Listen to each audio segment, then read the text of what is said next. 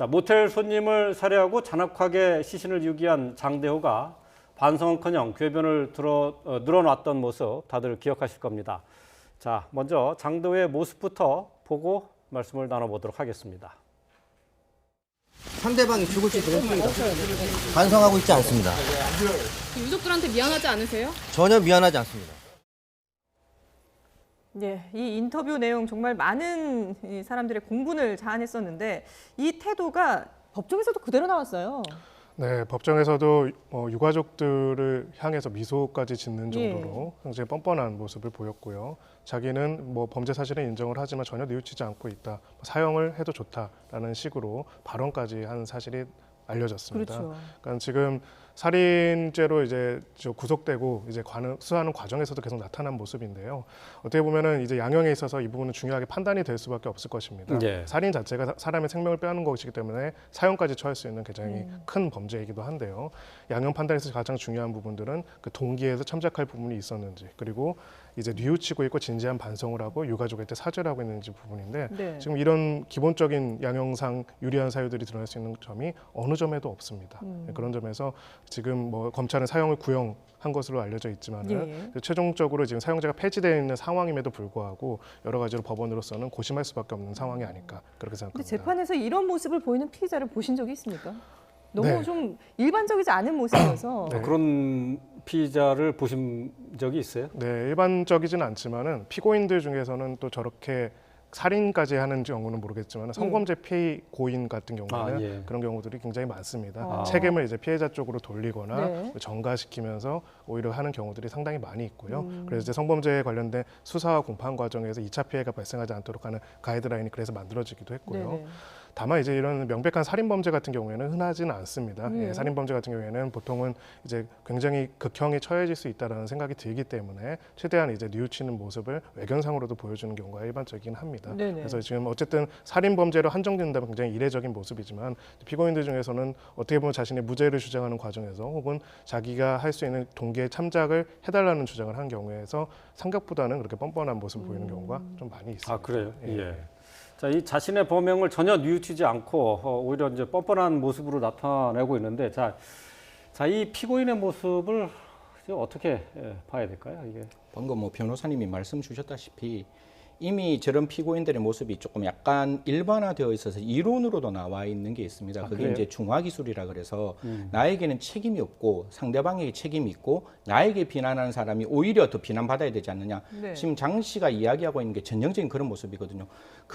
저는 피해자에 대해서 전적으로 그 행동에 대해서 저는 이제 어느 정도 정당성을 드리고 싶은데 사실 예를 들어서 약간의 말다툼은 있을 수 있는데 장대호 입장에서 이야기할 때는 굉장히 좀 이렇게 나쁘게 이야기를 하고 있잖아요. 네. 그렇기 때문에 그 이유를 나쁘게 이야기를 하는 게 결국 내가 책임이 있는 것이 아니라 저 사람이 책임이 있는 거 아니냐 이렇게 자기의 책임을 전가하고 있고 이미 장대호가 이야기하는 저 첫 번째 저 인터뷰에 나왔을 때 저 모습부터 지금까지 이미 약간의 자기한 모습이 아닌가라는 생각이 듭니다. 그래서 어차피 하려면 해라. 네. 내가 받아봤자 어차피 나의 생명을 빼앗기는 형벌밖에 받지 않는 거 아니냐. 사실 대한민국에는 사형 제도는 존재를 하지만 사형 집행이 굉장히 이렇게 안 되어 있고 양형 기준에 보면 이게 우발적인 살인이 될 수 있지만 그 인명의 극단적인 경실하는 사유형, 오유형이 아니기 때문에 모르겠습니다. 법원의 입장에서는 이게 사형을 선고하기는 되게 부담스러운 그런 어떤 살인의 유형이 될 수가 있거든요. 그걸 지금 장 씨가 알고 이야기를 했는지는 몰라도 지금 그런 입장 때문에 이제 굉장히 좀 이렇게 거칠게 재판에 임하고 있는 모습이 있는데 이것도 조금 제가 말씀드리고 싶은 게 저 모습을 봤을 때 국민이 단 한 사람도 편한 사람이 없고 저걸 보고 뭔가 마음이 좀 이렇게 불편하죠. 불편할 수밖에 없는 그런 사정이 지금 무차별적으로 죄송합니다. 언론에 나오고 있기 때문에 그런 것도 저는 좀 안 했으면 저걸 통해서 국민들이 받아들일 수 있는 건 분노밖에 없거든요. 그러니까 그런 것들이 조금 순화되고 특히 법원 안에서도 성범죄가 비공개되는 재판도 많지만 저 정도로 조금 죄송한 말씀이지만 뻔뻔하고 도대체 이해 안 되는 상황이라면 재판도 좀 비공개로 해서 엄격하게 처벌하는 그런 쪽으로 가야지 자꾸 장대호가 자기의 그 잘못을 좀 쇼잉하는 그런 모습이 언론에 나오는 것은 굉장히 부적절하고 특히 유족들의 마음을 굉장히 아프게 하는 부분이 있기 때문에 조금 그 부분에 대해서 약간 좀 이렇게 소극적으로 보도해 주셨으면 어떨까 하는 마음입니다. 그 장대호의 그 인터뷰 내용도 이제 가급적이면 저희가 이제 내보내지 않아야 되겠군요. 저는 그런 생각을 조금 가지고 있습니다. 알겠습니다. 자, 어쨌든 검찰에서는 사형을 구형했는데요. 법원에서 판단이 지금 뭐 이제 1심 재판에 이제 최종 선고를 남겨놓고 있는데, 글쎄 이제 지금 뭐 방금 말씀하신 것처럼 사형을 언도하기에는 조금 부족하지 않느냐, 또는 뭐 좀 재판정에서 조금 사형까지는 가지 않지 않을까, 그런 뭐 저 예상도 할 수 있을 것 같은데 어떻습니까? 네, 저도 그 부분에 동감을 합니다. 그러니까 기본적으로 만약 이것이 우발적인 단순 살인이었다라고 한다면 이후의 태도에 있어서 반성이 없다고 하더라도 네. 사실 사형으로 선고되기는 좀 약하다고 볼 수가 있고요. 일반적인 양형의 기준상으로는 그렇다고 볼 수가 있습니다. 다만 지금 이제 사형제가 폐지가 되었지만은 이렇게까지 강하게 극단적으로 자신의 살인 범죄에 대해서 전혀 뉘우치지 않고 적극적으로 주장을 하고 유가족을 모욕하는 경우는 사실 전례가 없습니다. 그렇죠. 살인죄의 경우에서는 예.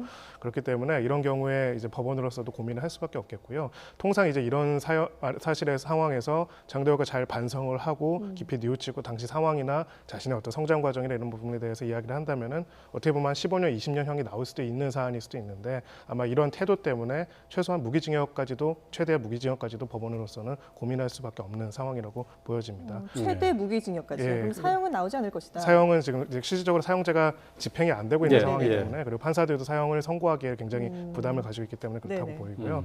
다만 이제 아까 말씀하신 위원님께서 말씀하신 것도 저도 100% 공감을 하는 게, 장대호는 지금 이 모든 과정들을 자신의 주장과 자신의 이야기들을 관심을 집중받고 하는 것에 활용하고 있다라고 생각을 합니다. 거기에 대해서 이제 단호하게 좀 이제 모든 법원뿐만 아니라 언론에서도 좀 그런 주장들을 차단할 수 있는 노력들이 필요하지 않을까 하는 생각도 예. 하고 있습니다.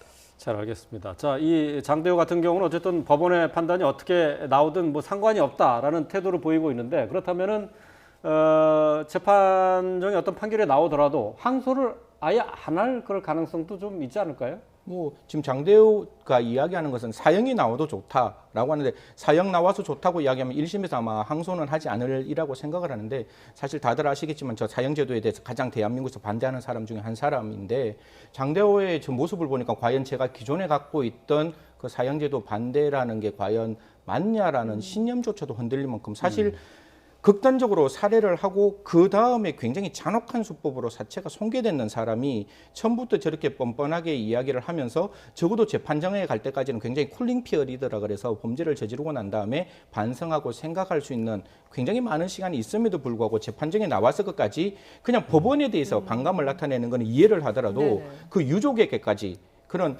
사실은 모르겠습니다. 이게 뭐 언론에 나왔으니까 말씀을 올리는데 윙크를 한다는 거는 저는 용납할 수 없다라고 생각되는 부분이라서 법원의 예. 입장에서도 좀 신중하게 잘 판단해 주시고, 제가 갖고 있는 가장 대표적인 것은 죄 있는 사람은 반드시 죄값을 치러야 되고, 다만 그 죄값의 치rum에 있어서 그 사람이 있는 비난 가능성보다 많이 가서는 안 된다는 생각을 가는데, 저 정도의 비난 가능성을 가지고 있는 사람이라면 법원 안에서 제도는 분명히 있습니다. 사형이란 건 250조에 그 살인을 했을 때는 250조의 사형 무기 또는 5년 이상의 징역이기 때문에 처단형 범위 안에 그 사형 제도는 존재를 하니까요. 예. 그 부분에 대해서도 법원이 조금 고민을 하셨으면 어떨까라는 조심스러운 추측을 말씀드리고 싶습니다. 예. 알겠습니다. 자, 승 의원의 말씀처럼 장대호 사건과 관련해서 가급적이면은 장대호의 인터뷰를 좀 내보내지 않도록 좀 유의를 해야 될 것 같습니다. 예. 지금까지 승재현 한국형사정책연구원 연구위원, 그리고 김성훈 변호사와 함께했습니다. 두 분 말씀 잘 들었습니다. 고맙습니다.